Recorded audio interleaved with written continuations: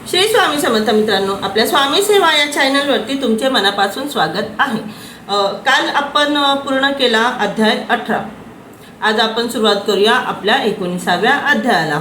तर त्याआधी बघा, आपण आता फक्त भावार्थ वाचत आहोत मित्रांनो। आपण अजून अध्यायाला सुरुवात केली नाही। भावार्थ म्हणजे या अध्यायामध्ये थोडक्यात काय आहे याची आपल्याला माहिती दिलेली असते। तर आपण फक्त भावार्थ वाचत आहोत। जेव्हा आपले भावार्थ पूर्ण झाले ना, तेव्हा मी पुन्हा एकदा प्रॉपर आपले अध्याय वाचणार आहे। तर चला आता करूया आपल्या वाचनाला सुरुवात। अध्याय 19, नावाड्याची तीर्थस्थळी यात्रा। श्री क्षेत्र औदुंबर महात्म्य। श्री गणेशाय नमः। नामधारक सिद्धयोग्यांना म्हणाले, महाराज, श्री गुरूंनी कृष्णा पंचगंगा संगमावर अमरेश्वराच्या निकट औदुंबर वृक्षाखाली वास्तव्य केले असे तुम्ही म्हणालात, पण अश्वस्थ आदी अनेक पवित्र वृक्ष असताना श्री गुरूंची औदुंबरावरच का प्रीती होती?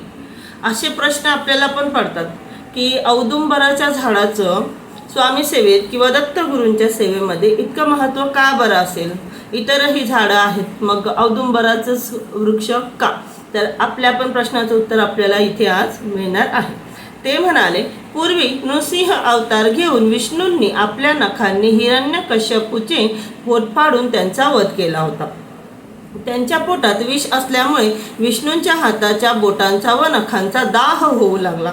त्यावर उपचार म्हणून त्यांनी औदुंबराच्या फळांमध्ये आपली नखे रोवली, तेव्हा कुठे तो दाह शमला आणि त्यांचा क्रोधही कमी झाला। शांतता लाभल्यामुळे नृसिंह व लक्ष्मींनी औदुंबरास वर दिला, औदुंबरा, जे तुला पूज्य म्हणून तुझी सेवा करतील ते पापमुक्त होतील, त्यांच्या सर्व मनकामना पूर्ण होतील। तुझ्या छायेत जपादी अनुष्ठाने केल्याने अनंतपट फलप्राप्ती होईल। तुझ्या सेवेने ब्रह्महत्यादी महादोषांचे निरसन होईल। आम्ही दोघे तुझ्या सान्निध्य नित्य वास करू। श्री गुरु नृसिंह मंत्रांचा नित्य जप करत असत। त्या जपाने उग्रता येऊ नये म्हणून ते औदुंबराखाली वास करत असत। बघा, हिरण्यकशिपूला आपलं नृसिंह अवतार घेऊन विष्णूजींनी त्यांचा अंत केला होता, हे आपल्याला सगळ्यांना माहिती आहे। पण त्यांचं जे उग्र रूप होतं, नृसिंह रूप जे त्यांनी घेतलं होतं हिरण्यकश्यपच्या वधासाठी, तर तेव्हा त्यांना मारले, ते खूप उग्र झाले होते आणि त्यांना मारण्यानंतर म्हणजे त्यांचा वध केल्यानंतर विष्णूजींच्या हिरण्यकश्यपच्या पोटामध्ये विष असल्यामुळे त्यांच्या विष्णूजींच्या बोटाची खूप आग होऊ लागली आणि त्यांना शांत करण्यासाठी त्यांनी आपली बोटे औदुंबराच्या फळामध्ये रोवली आणि त्यांना काही काळाने त्यांना तिथे आराम मिळाला, त्यांना बरं वाटलं। तर या सगळ्या गोष्टींनी विष्णूंजी आणि श्री महालक्ष्मी यांनी औदुंबराला हे वरदान दिलं की या औदुंबराच्या छायेमध्ये जे काही पूजा पाठ जप तप मंत्र ज्या काही त्या सेवा केल्या जातील त्या त्वरित फळाला येतील। हे औदुंबराच्या झाडाला हे वरदान होतं आहे आणि विष्णूजी आणि लक्ष्मीजी हे कायम स्वरूपात तिथे औदुंबराच्या झाडाखाली वास करतील। यामुळे दत्त भक्तीमध्ये आणि स्वामी भक्तीमध्ये, स्वामी सेवेत, दत्त सेवेत औदुंबराच्या झाडाचं इतकं महत्त्व आहे मित्रांनो। आज हे तुमच्यासोबत मला पण हे आजच कळालं। फक्त आत्ता पण तितकं माहिती होतं की हा सगळा औदुंबराच्या झाडाखाली औदुंबराचं खूप महत्त्व आहे दत्त भक्तीमध्ये।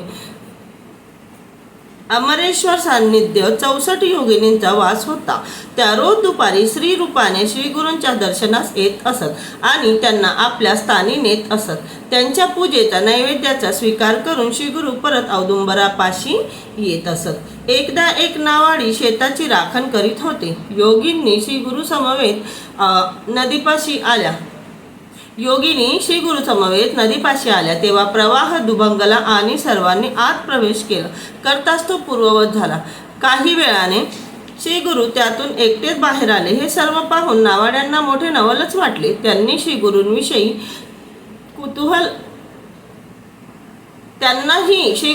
कुतूहल वाटू लागले। मग दुसऱ्या दिवशी तेही त्यांच्या मागोमाग प्रवाहात शिरले। ते एका दिव्य नगरात प्रवेशले। तेथील लोक आरती घेऊन श्री गुरूंच्या स्वागतासाठी आले। त्यांनी त्यांना दिव्य मंदिरात नेले। रत्नखचित सिंहासनावर बसून त्यांची पूजा केली आणि त्यांना भोजन दिले। तेवढ्यात श्री गुरूंचे नावाड्याकडे लक्ष गेले. ते म्हणाले, तुम्ही इथे का आलात? नावाडी म्हणाले, स्वामी, मी सहज भावाने तुमच्या दर्शनासाठी आलो आहे. तुमच्या दर्शनाने मी धन्य झालो. तुमची माझ्यावरती कृपादृष्टी राहो, एवढीच प्रार्थना आहे. तेव्हा त्यांचा निष्कपट भाव पाहून श्री गुरु म्हणाले, नाविक, तुम्ही इथे आलात, येथील भक्तीचा सुख सोहळा पाहिलात, त्यामुळे तुमचे दैन्य गेलेच म्हणून समजा. पण या गोष्टीची कुठेही वाच्यता करू नका, अन्यथा तुम्हाला मृत्यू येईल.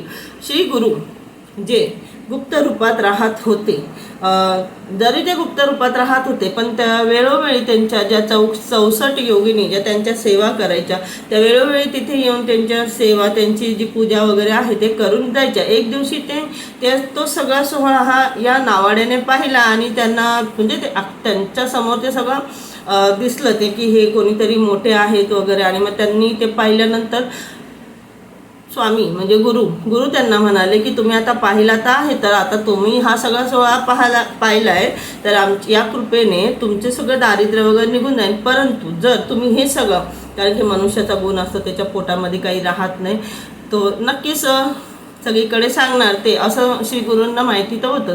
पण त्यांना सांगितलं की जर का तुम्ही जे काही आता इथे पाहिले आणि ते जर तुम्ही आणखी कोणाला जाऊन सांगितलं तर तुमचं मृत्यू होईल, असं सांगून श्री गुरूंनी त्यांना परत पाठवले. मग त्यांना घेऊन संगमावर आले. त्यांचा निरोप घेऊन नावाडी शेताकडे निघाले. तिथून श्री गुरूंना भेटून नावाडी त्यांच्या शेताकडे निघाले. मार्गामध्ये त्यांना गुप्त धन सापडले. त्या धनाने त्यांचे दारिद्र्य गेले. त्यानंतर ते व त्यांच्या पत्नी श्री गुरूंची अखंड सेवा करू लागले. मित्रांनो, आत्ताच्या व्हिडिओत फक्त इतकंच, कारण की जर का मी पूर्ण भावार्थ एकाच व्हिडिओत टाकला तर आपलं